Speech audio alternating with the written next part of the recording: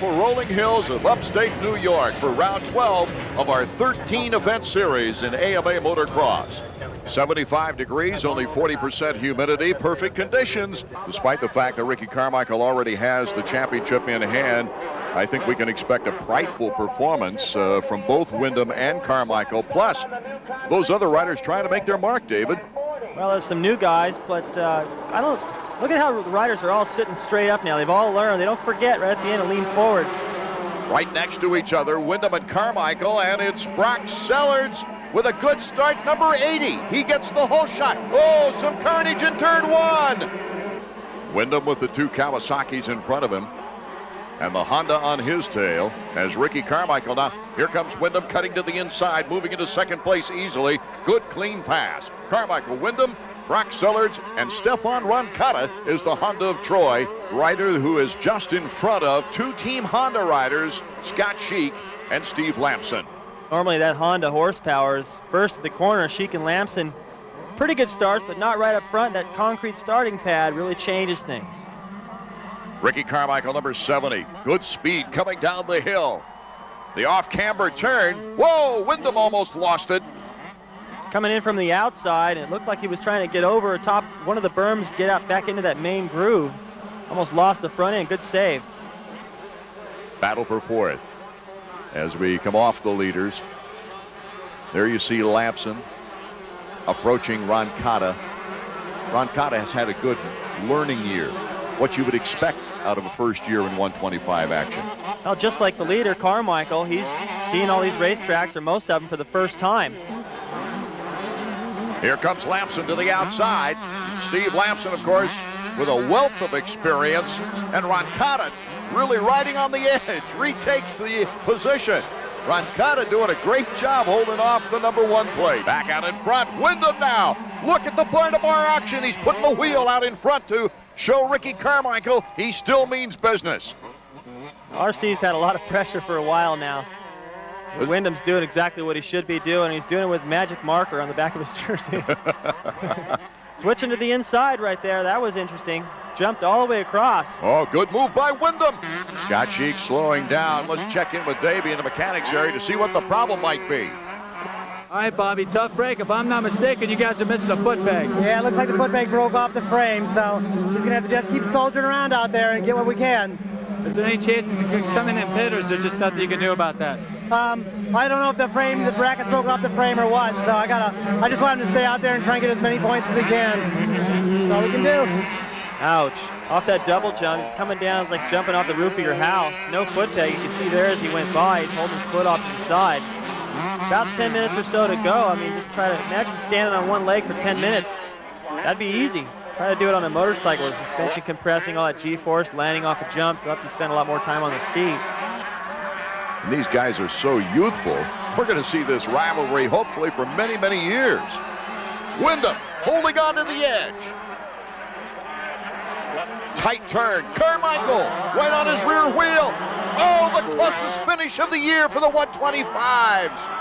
Carmichael and Kevin Windham exciting the fans here in upstate New York. They do the high five. Both these guys are pretty excited. The crowd definitely getting a great show. It almost looked like Carmichael thought he won the way he was celebrating. He was just stoked with a great race. I don't know if he's going to tell us what his technique exactly is, but here's part of it, and that's warming up the tire, laying down a little rubber. See guys doing that. You just don't want to do it too much. You'll tear all the sharp knobs off of your tire, and then you pay the price out there on the racetrack. But the soil here is pretty loamy. You need those good sharp knobs. Once again, we look back at a very prideful rivalry. Ricky Carmichael looking to rebound against Kevin Windham and prevent what happened last year when Kevin Windham was able to sweep. They're right there together, number 70 and number 7 at the gate. Set for Moto 2, 125's. Or when you don't get a good start off that platform like Roncata, you can get boxed out. Lamson, Steve Lamson, his first whole shot of the year. Chad Pedersen is right there. Kevin Windham and number 70, Ricky Carmichael. The stage is set for another great battle. This time, add Steve Lamson in the mix. Ricky Carmichael passing Kevin Windham on the inside. Now he goes after Lammy. That first moto was so exciting. Now with Lamson in there, I can just imagine it's going to be even better. Lamson and Ricky Carmichael battling it out up the hill with Windham right behind him. Carmichael makes the pass. Now Lamson comes back. Back and forth we go. Carmichael the better edge there.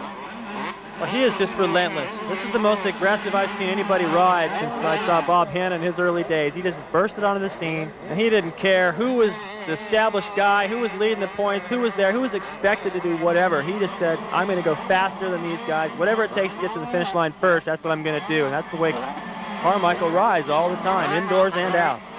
Kevin Windham putting the heat on Lamson, passes to the inside. Well, that was amazing. Just so aggressive right around the inside. Almost got a little out of shape there, but he knows that's a desperate move. He's got to get around Lamson to stay with Carmichael. Lamson was off the pace in the first moto, so for Windham, he's got to be thinking, if I get behind him for too long, the chances of catching Carmichael are going to be pretty slim. Our Suzuki Field summary, you see Ron Tichner rounding out the top 10. David, is probably too much to ask to see a finish as close as we saw in Moto 1. You can't get it much closer, but we certainly can anticipate now another great rivalry battle. Oh, that's Damon Huffman. Huffman is down, a dangerous spot too. Holds his arms up. Perolio went right over the bike. Here's the bike. Roncada jumps off the course.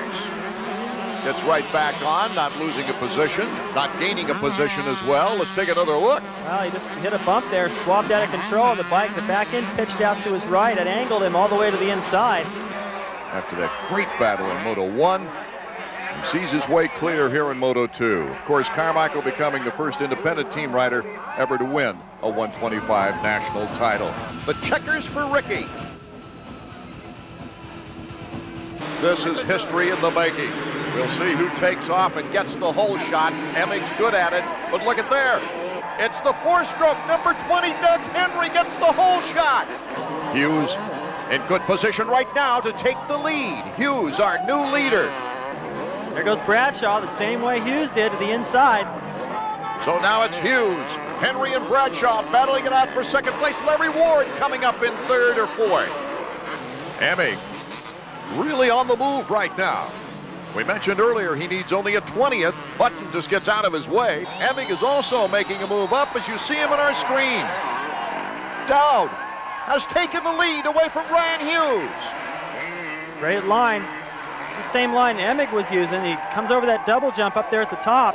As Dowd picks it up. That's right. He takes the checkered flag coming all the way back from 15th at the start.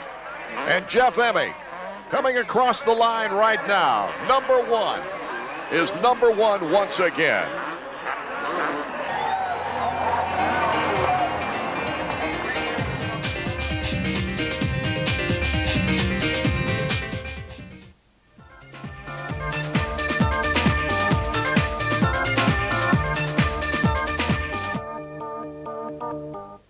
All right, champ. Congratulations on another 250cc title. Yeah, thanks. I was real happy. I was happy that I put in a real good ride that moto.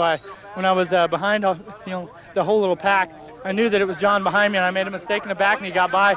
And so I was just chasing him the whole time, and I couldn't, I just couldn't ever get my rhythm, until we all kind of broke apart there. And I was, I was looking for the win. I was charging after him. Look at that, Dowdy, number 14, right next to Emig. Boy, they both get out of there really fast. John Dowd, Jeff Emig. Emig has the inside track. And Emig the whole shot. Whoa, here he comes. John Dowd on the uphill. Emig has the advantage. Dowdy looks to the inside. He's looking for every opportunity he possibly... Oh, Dowd! He doesn't go down, he gets off. The motor is still running. There you see it there. He only lost one spot. Lucky for John Dowd. All he's thinking about is getting in the way of Dowd because Dowd is clearly faster. And of course, this is a wonderful psychological effect for Dowdy should he pass him and finish the season strong. Dowd just turning 32, makes the pass on Emig. Can Emig come back? Look at Dowdy to the outside. Oh, neither one of these riders have anything to lose right now. What a great ride. Going down and getting back up, regaining his composure, just like Stanton said in the Honda tip. Exactly. I was just going to bring that up. Dowd just did exactly what Jeff Stanton told all the riders out there and all the young people to do. The checkers. It is a sweep for John Dowd. His third win of the year, his 6th podium. Number 14 comes through in the race.